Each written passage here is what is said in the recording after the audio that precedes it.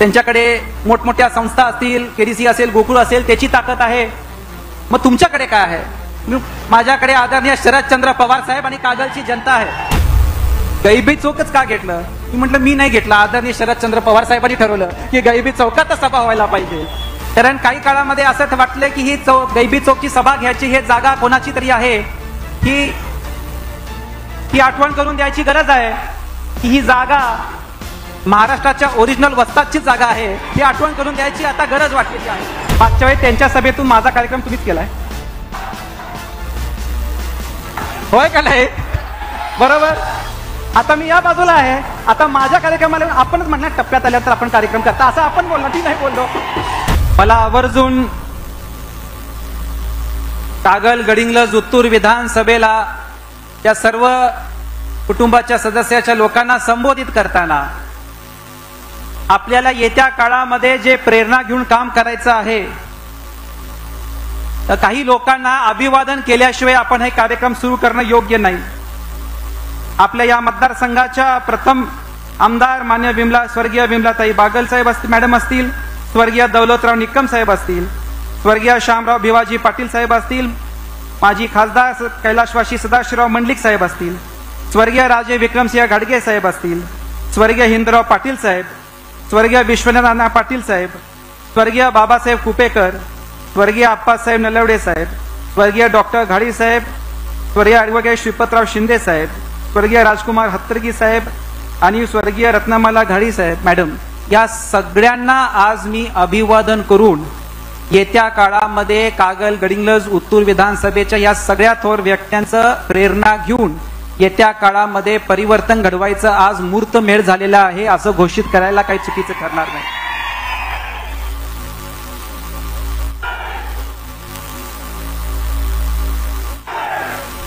स्वर्गीय राजे साहेबांनी त्या मतदारसंघाला आपलं कुटुंब म्हणून जोडलं. मी मगाशी आदरणीय पवार साहेब आणि जयंत पाटील साहेबांना सांगत होतो, जयंत पाटील साहेब मला विचारते पावसामुळे काय होणार. मी म्हटलं पाऊस असू दे काय असू दे, जेवढा पाऊस येणार तेवढी जास्त लोक तुमच्या समोर येणार साहेब. मी जबाबदारीने बोलतो की गैबी चौकामध्ये 2009ला सदाशिवराव मंडलिक साहेबांचा जसा रेकॉर्ड होता तसाच रेकॉर्ड आज या सभेने गेलेला आहे, हे अभिमानाने सांगतो.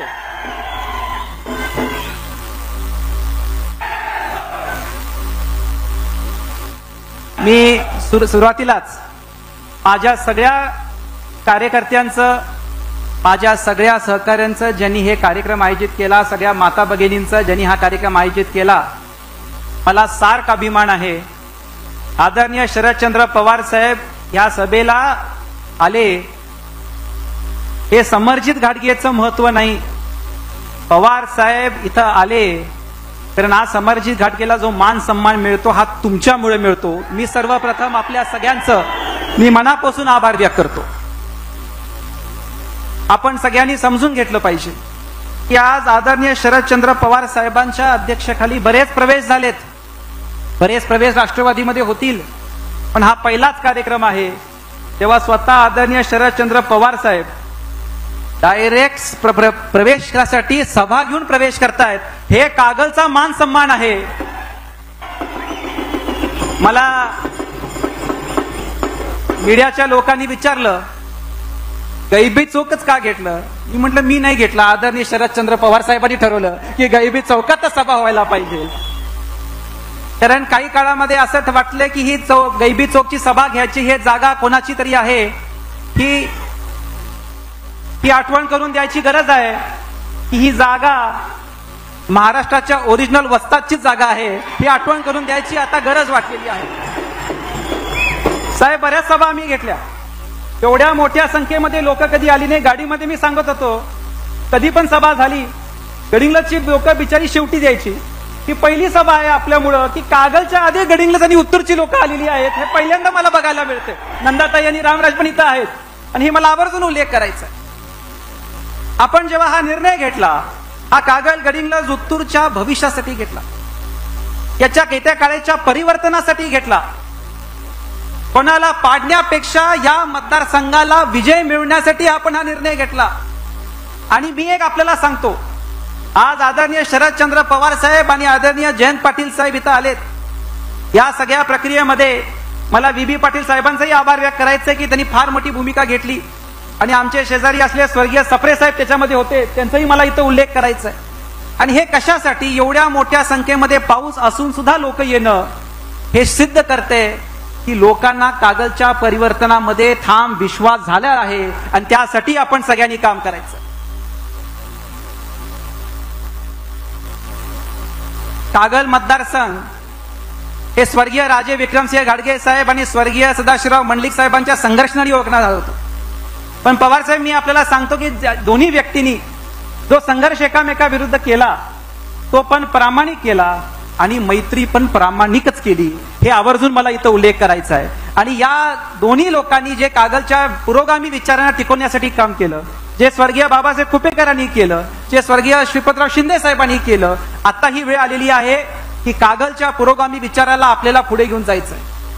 8 वर्ष प्रामाणिक आपण एका पक्षामध्ये काम केलं आणि याच्या पुढे आदरणीय शरदचंद्र पवार साहेबांच्या नेतृत्वाखाली जे ते आदेश देतील त्याप्रमाणे आपण आता 100% काम करणार, इथं आपण घोषित करतो। स्वर्गीय राजे साहेबांचे आणि पवार साहेबांचे राजकारणाच्या पलीकडे संबंध होते। राजे विक्रमसिंह घाडगे साहेब एक फार त्यांचा जो मिष्टील स्वभाव होता, सहकार क्षेत्रामध्ये पवार साहेब आणि राजे साहेबांच्या नेहमी भेटी व्हायच्या। मला वाटतं बऱ्याच वर्षानंतर राजकीय व्यासपीठावर आम्ही सगळी एकत्र आलोय। आज सकाळीच पवार साहेबांना मला कुठल्या तरी एका जुन्या सहकाऱ्यांनी गोष्ट सांगितली, जयंत पाटील साहेब 2000 साली एक VSI मध्ये एक साखर परिषद झाली होती। त्याच्यामध्ये पवार साहेब राजेंना म्हटले की तुम्ही जरा उत्कृष्ट सहकारी साखर कारखाना कसा चालवायचा याचं जरा मनोगत व्यक्त करा। तर राजे साहेबांनी ओपनिंग लाईन काय बोलली, उत्कृष्ट कारखाना चालवायचा असेल तर चेअरमन कारखान्यात गेला नाही तर कारखाना चांगला चालतो, असं पहिलं लाईन उल्लेख केली। असे मिश्किल स्वभावाचे राजे साहेब होते। राजे साहेबांचं एकच स्वप्न होतं की कागल गडिंग्लज उत्तूरचा विकास। काय म्हणायचं, त्यांचं निधन झालं त्याच्या 5-6 दिवस आधी त्यांनी मला हे केलं, काय पण करा, कागल गडिंग्लज उत्तूरच्या विकासासाठी तुम्हाला निर्णय घ्यावे लागेल। तेव्हा राजकारणामध्ये याचा माझा काय विचार नव्हता। 2019 मध्ये आपल्याला अपक्ष उभारावं लागलं, पराजय समरजी घाडगेचा नाही झाला, या मतदारसंघाचा पराजय झाला आणि त्याच्यामुळं आता आपण निर्णय घेतलाय की या मतदारसंघाचा विकास करायचा असेल तर आदरणीय शरदचंद्र पवार साहेबांच्या नेतृत्वाखाली 100% या मतदारसंघाचं परिवर्तन आपण घडवायचं आहे।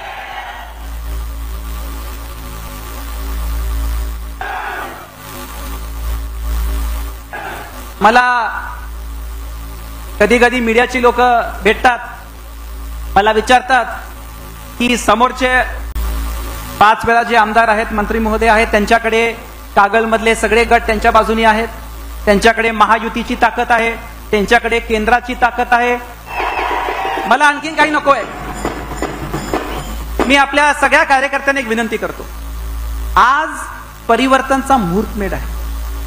पवार साहेबांच्या आशीर्वादामुळे आपल्याला 10 हत्तीचं बळ मिळालंय, पण माझी एक कळकळीची विनंती आहे की आज कोणीही स्वतः विजयाची घोषणा करू नका। आपल्याला अजून पुढचे 2 महिने लोकांमध्ये जाणं, लोकांपर्यंत पवार साहेबांचा संदेश पोहोचवणं आणि प्रत्येक घरामध्ये तुतारी पोहोचून येत्या काळामध्ये कागल विधानसभेचं सुराज्य निर्माण करण्यासाठी काम करायचंय। मी आवर्जून सांगतो, काही लोक स्वतःला मीच निवडून आलो असं बोलत असतील, तो त्यांचा विषय, पण आज जो आपल्याला मिळता प्रतिसाद आहे, पुढच्या 2 महिन्यासाठी आपल्याला प्रचंड परिश्रम घ्यायचे आहेत आणि ते 100% परिश्रम आपण घेऊ आणि 2 महिन्यानंतर आपण मोठ्या प्रमाणामध्ये हा विजय मिळवू। माझं आदरणीय पवार साहेबांना एक अभिनंदन करायचं आहे की यमकर्णीला जो फ्लायओव्हरचा काम चालू होतं, त्या बऱ्याच शिष्टमंडळ दिल्लीला जाऊन पवार साहेबांना भेटल्यानंतर, पवार साहेबांनी स्वतः गडकरीजी साहेबांना भेटल्यानंतर ते काम थांबून आता पिलरवर ते फ्लायओव्हर होते। त्यासाठी मी मनापासून पवार साहेबांचा आभार व्यक्त करतो की इकडच्या 30-35 गावांमध्ये त्याचा मोठा इम्पॅक्ट पडला। त्याचबरोबर पवार साहेब मगाशी आपल्याला एक निवेदन दिलं, ते म्हणजे या परिसरामध्ये होणारा नागपूर गोवा शक्तीपीठ। मी आज आपल्याला सांगतो साहेब, काही उदे पुढची सत्ता आपलीच आहे असं आपण बोललाय, तर झाल्यानंतर पहिलं हे शक्तीपीठ रद्द व्हायला पाहिजे, याचा ठामपणे आज आपल्याला विचार केला पाहिजे। आदरणीय माजी पालकमंत्री बंटी पाटील साहेबांच्या नेतृत्वाखाली बरेच आंदोलन झालेले आहेत, कॉम्रेड शिवाजी मगदूम साहेबांच्या अध्यक्षतेखाली झालेले आहेत. तर त्याच्यावर माझा आपल्याला कळकळीची विनंती आहे की आपण याच्यावर विचार करावा. इथं नंदाताई इथं आहेत, रामराज कुपेकर इथं आहेत साहेब. गडिंग्लज मध्ये गोडसाखर आप्पासाहेब नलवडे कारखाना आहे, आजरामध्ये कारखाना आहे. या दोन्ही कारखान्याचं प्रचंड आर्थिक अडचणी निर्माण झालेल्या आहेत. हे माझ्या मतदारसंघामधले कारखाने आहेत. आपल्याला कळकळीची विनंती आहे की या कारखान्यामध्ये येत्या काळामध्ये आपण स्वतः लक्ष घालून काहीतरी त्यांना आर्थिक मदत करून हे कारखाने पुनर्जीवित करून, कारण राजकारण फार वाढलेलं आहे आणि प्रचंड शेतकऱ्यांची गैरसोय होतीये. आता शाहू कारखाना घेऊन किती ऊस घेणार त्याची एक लिमिटेशन आहे. दोघांना याच्यावर अधिक माहिती आहे. त्याच्याबद्दलही माझी आपल्याला विनंती आहे की आपण विचार करावा. मी माननीय कराड मतदारसंघाचे आमदार माननीय बाळासाहेब पाटील साहेबांचं स्वागत करतो.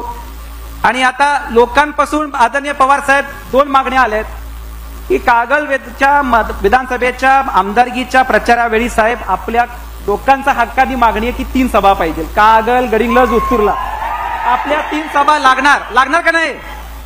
लागला का नाही? हात वरती करा. आणि आदरणीय जयंत पाटील साहेब, शेवटची सभा गैबी चौकला आपण आलं पाहिजे.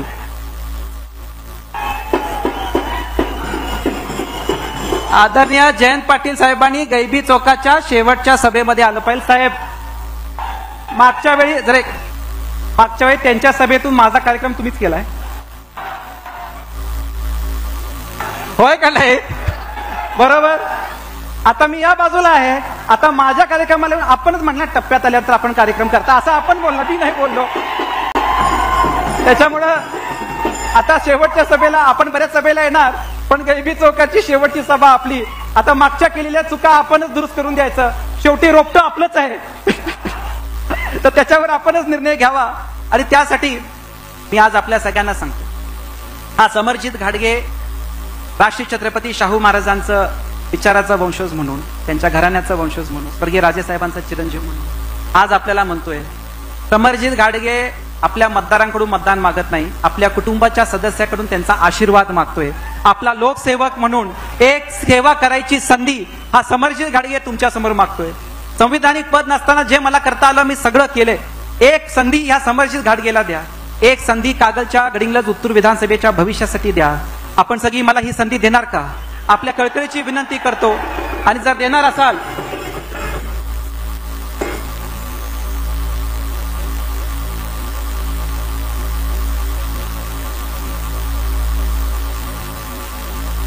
कोणी चुकीचे वक्तव्य करू नका, शांत राहा.